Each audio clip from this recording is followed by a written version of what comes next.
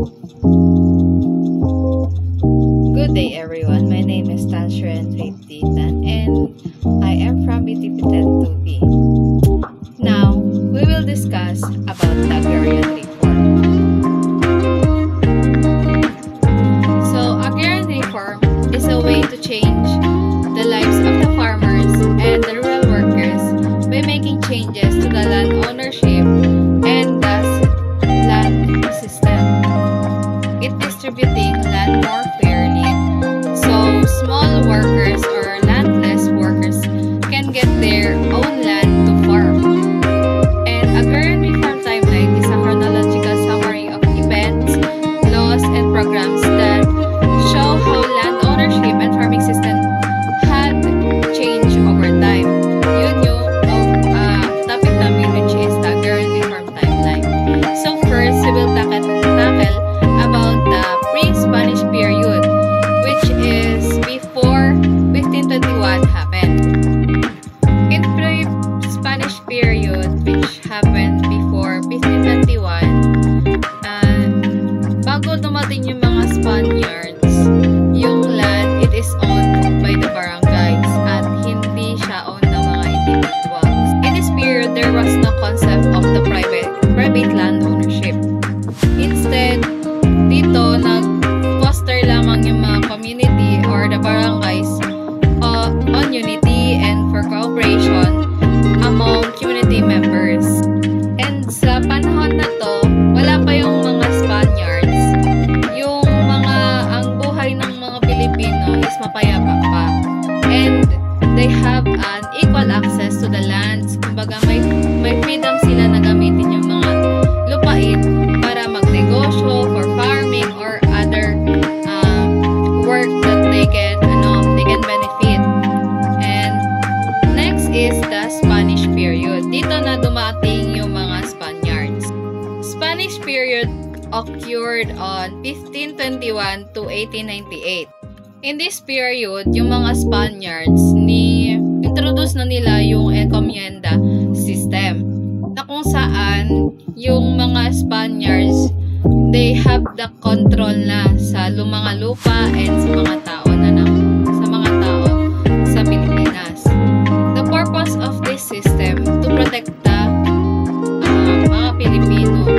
Pero instead, inabuso nila yung mga Filipinos and they have gained a wealthy than the Filipinos who are working really hard for them to improve their lives. Pero kinuha yun ng mga Spaniards kasi sinakop naman tayo that time, diba? And dito sa period na to, pinilit yung mga Pilipino na magbayad ng renta, na mataas na renta or tributes. And this led to naging mahirap talaga yung mga Pilipino and nawalan sila ng lupa. Yung mga nagko-kolekta ng mga matataas na renta sa mga Pilipino are the encomenderos, which is the members of the encomienda system. Imbis na protektahan nila yung mga Pilipino, kinokorrupt pa nila, and that led to poverty and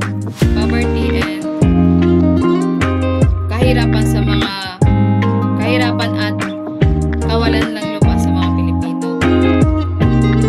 Next is the First Philippine Republic Act. Sa panahon ng unang Republika ng Pilipinas, 1899 and 1901, under General Emilio Aguinaldo, sinikap niyang lutasin yung kawalang katarungan sa mga lupain na naganap noong Spaniard era. And plano ni Emilio Aguinaldo na ibalik yung mga lupang nawala sa mga Pilipino and i-redistribute nila ulit fairly.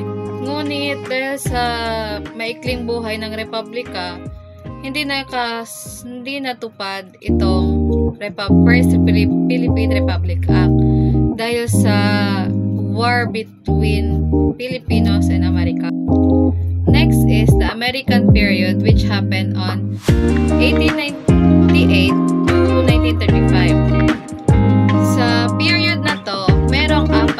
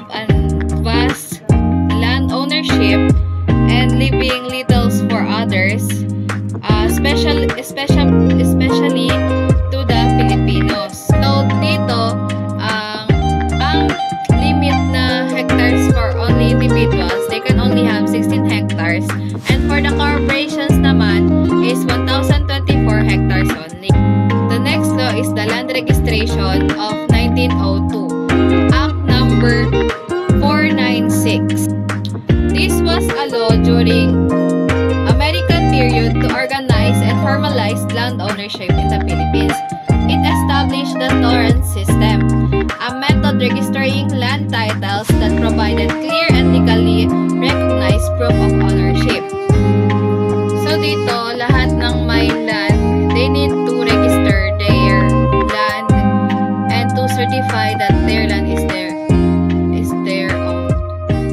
This law required all the land ownership to have a certificate of land registration. This law aimed to help the Filipinos to improve their lives. Also, encourage the Filipinos na gamitin yung mga land for the agriculture or yung mga walang land ownership or hindi siya owned na land for the agriculture. The next is the Tenancy Act of 1933. Act number 4053 and 4113. This was a law created to make relationship between landowners and tenant farmers, especially for those who working on rice and sugarcane land. Before this law happened kasi, lahat ng mga poor farmers, they have exploited. And the purpose of this law was to have a fair 50-50 sharing between landowners and the farmers. Sa mga employees na or the farmers who are doing the most work than the landowners. Dapat fair pa rin yung makuha nilang benefit in their business.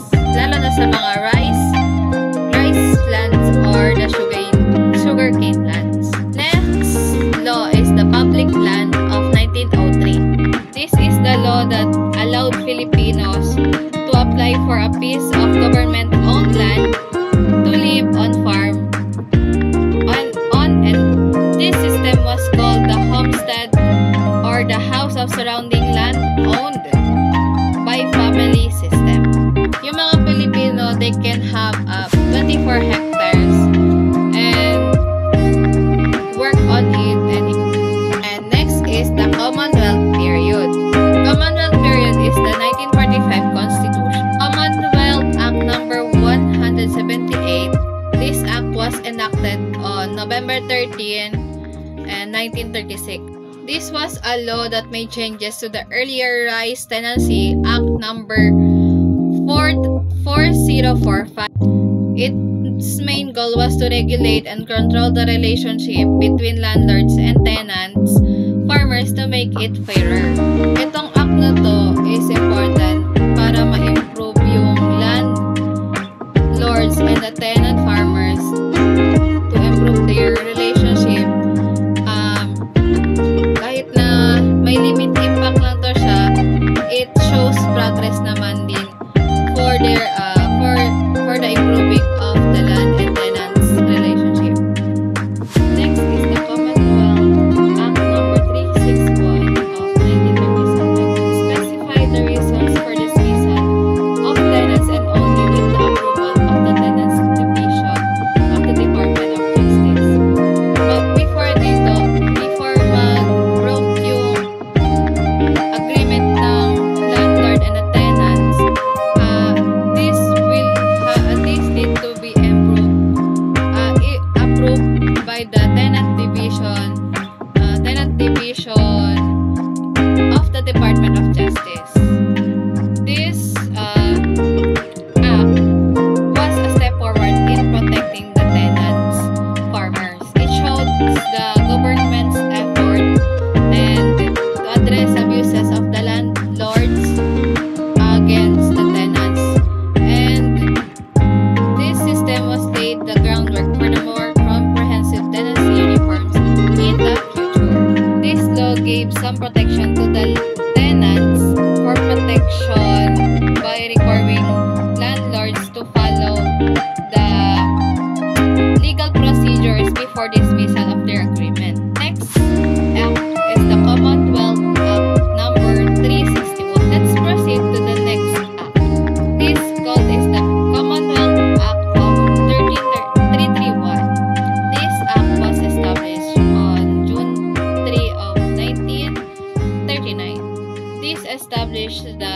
National Settlement Administration, which is the NSA. This act was to support the landless Filipinos and promote agricultural development.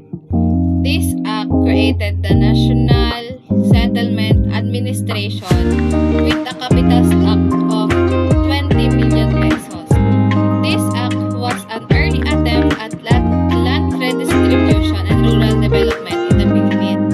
Although its success is limited, it reflected the government's recognition of landlessness as a critical issue and the need of the organized solution to address it. Let's proceed to the next period, which is the Japanese period. This is the beginning of the hukbo ng bayan laban sa mga hukbo, which called the Hukbalahap insurgencies. This called the People's Army against the Japanese. This group was formed in 1942 during the World War II. It aimed to resist the Japanese para sakupin yung Pilipinas. The Hukbalahap insurgency marked the intersection of agrarian struggles and post-war political instability in the Philippines. Their rise highlighted the unresolved land issues and the social inequities that had plagued rural for decades. The movement became a pivotal chapter in the country's history, influencing later land reform policies.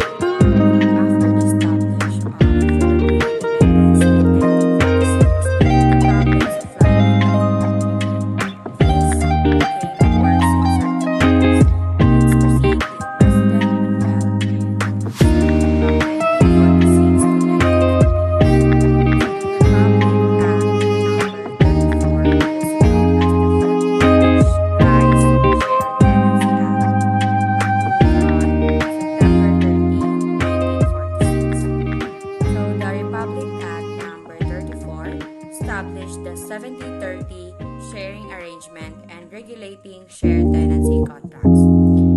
So, sa panahon ng administrasyon ni President Manuel Rojas, ang Republic Act No. 34 ay nagtatag ng 70-30 sharing arrangement sa pagitan ng inuupahan or ng tenant at isang na nagsasaad ng sinuman ang nagbayad ng mga exclusive sa pagtatanim at pagkaan, nagkaloob ng mga hayop na pinagtatrabaho ay may karapatan sa 70% ng inaani.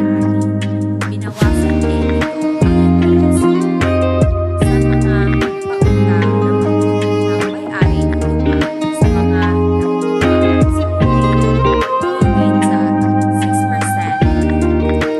sa halip ng 10% na nagpapahiwatig na noong panahon ng administrasyon ni Rojas, ipinatupad ang batas ng inuupahan na naghati sa porsyento ng pagkuha ng isang kasero at isang nangungupahan mula sa kanila. Pagdating sa kung ano man ang makukuha sa lupa, 70% ang napupunta sa landlord at 30% ang napupunta sa nangungupahan or sa mga farmers. At dagdag pa rito, ang nangungupahan ay may kasamang isang pinokontrol na ibinabahagi ng nangungupahan na hindi maalis o hindi basta-bastang maalis. And then the Republic Act No. 55 provided for a more effective safeguard against arbitrary ejectment of tenants. It is an act to provide for wholesome food supplies and also to prevent cruelty to animals in transportation. So, kasi noon, usually na ginagamit para ma-transfer ang mga hayop ay ginagamit nila na transportasyon ay mga hayop.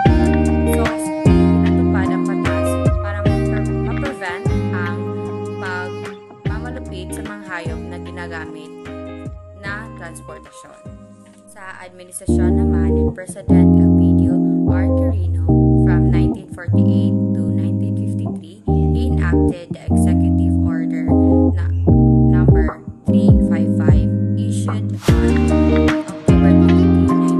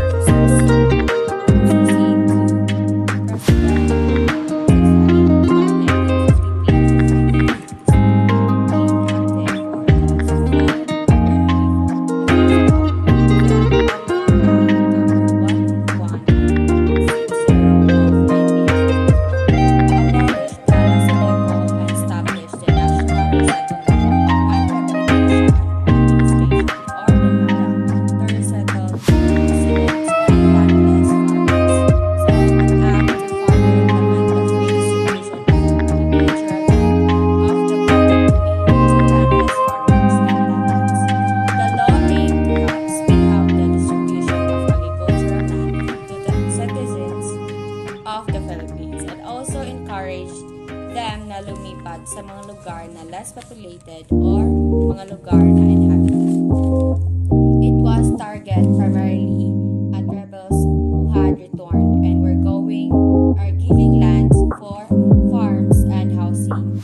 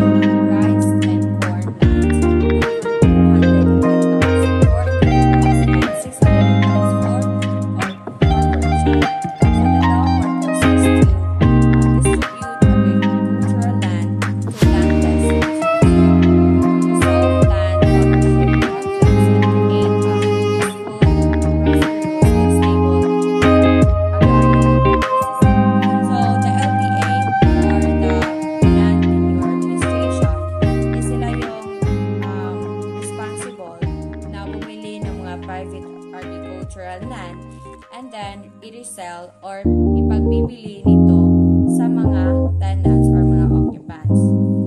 And then the last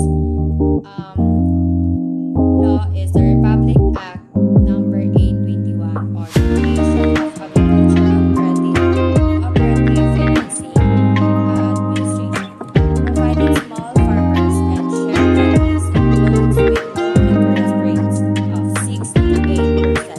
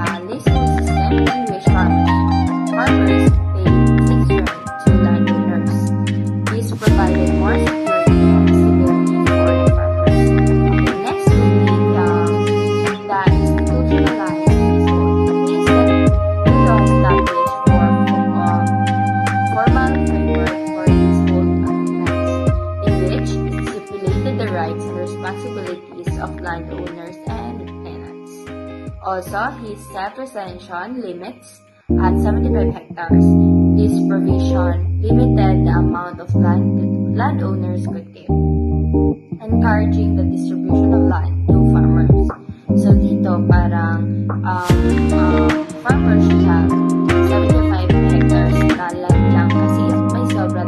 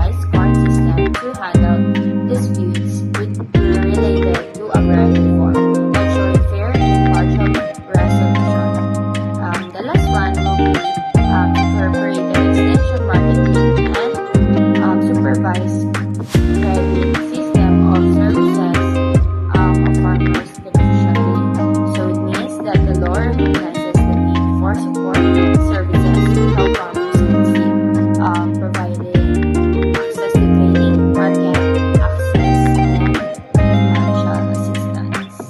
So next will be President Ferdinand Marcos.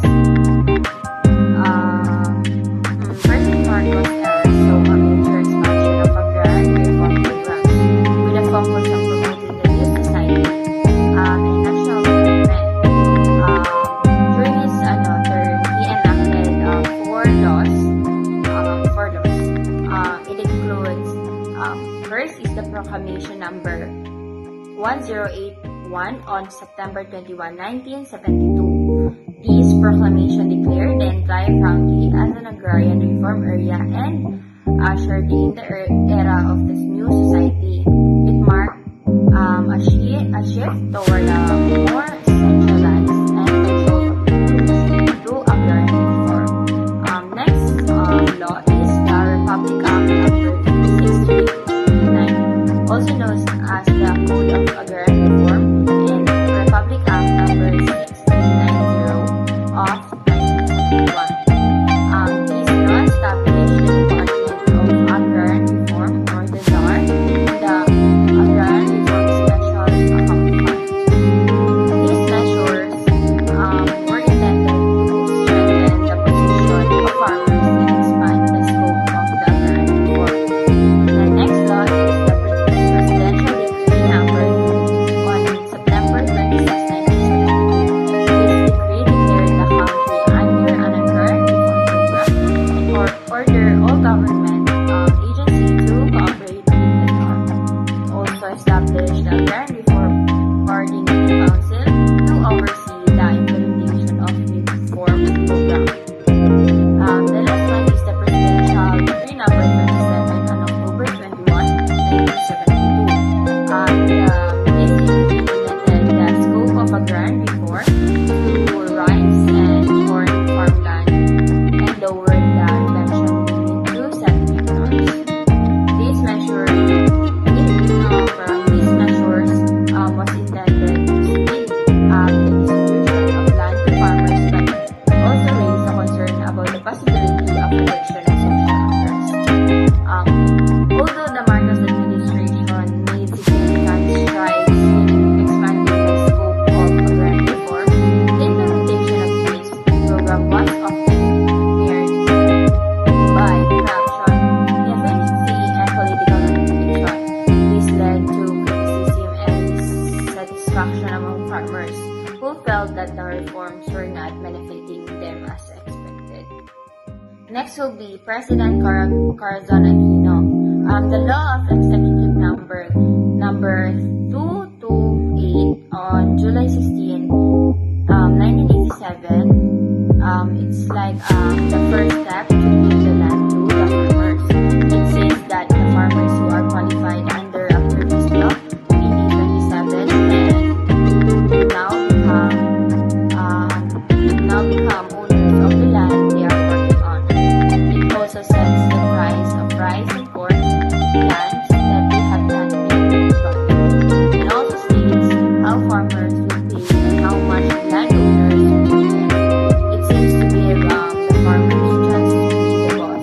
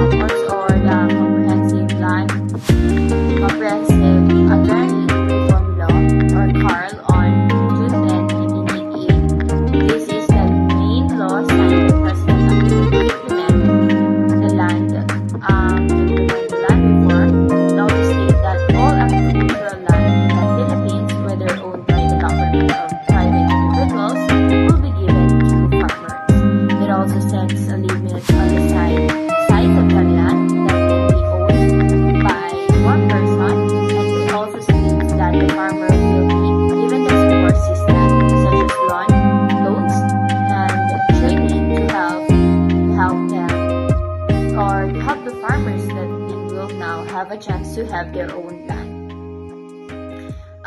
Next law is the Republic Act number 6557, 6657 rather, or also known as the Comprehensive Agrarian Reform Law, or CARL. On June 10, 1980, this law became effective on June 15, 1988. It can institutionalize a comprehensive agrarian reform program to promote social justice and industrialization, providing the mechanism for its implementation for other purposes. This law is still the one being implemented at present.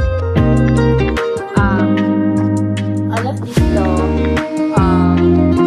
are part of Aquino's vision, President Aquino's vision, to make the Philippines a fairer place for farmers to have a better life. This is an important step towards achieving social justice and giving farmers a chance to make or own rather their own land. So next will be President Fidel V. Ramos. During his administration, it focused on strengthening and improving implementation of CARP, aiming for a fairer, faster, and more meaningful approach to agrarian reform. During his term, he enacted different laws, which includes the Republic Act number 781 on 1995. This law amended certain provisions of RA 6627, which exempted fisheries and shrimp farms from the scope of CARP. This decision was controversial as it raised concern about the possibility of land grabbing and loss of values agricultural land. Next one is the Republic Act number 7905 on 1995. This law strengthened the implementation of CARP by providing additional funds and resources for the program. It also aimed to improve the efficiency and effectiveness of the land distribution process. Next will be the Executive Number 363 on 1997. This order seeks to regulate land use change, setting condition for conversion of agricultural land to other uses. Its purpose is to protect valuable agricultural land while providing sound flexibility in land use. Next will be the Republic Act number 8435 on 1997 also. This law, also known as the Agricultural and Fisheries Modernization Act, or AFMA, addressed legalized loopholes in land use change, aiming to prevent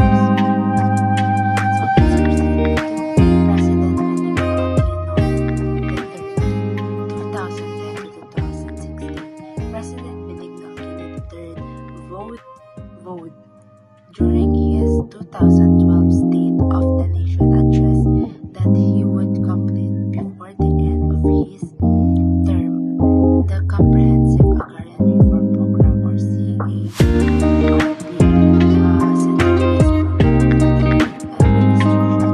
of his mother,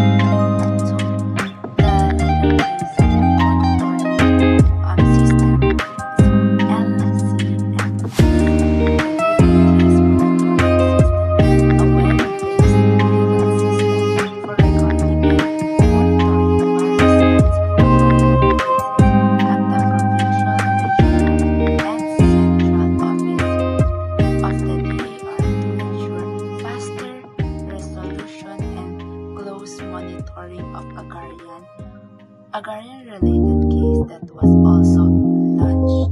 Aside from these initiatives, Aquino also enacted Executive Order Number 26 Series of 2011 to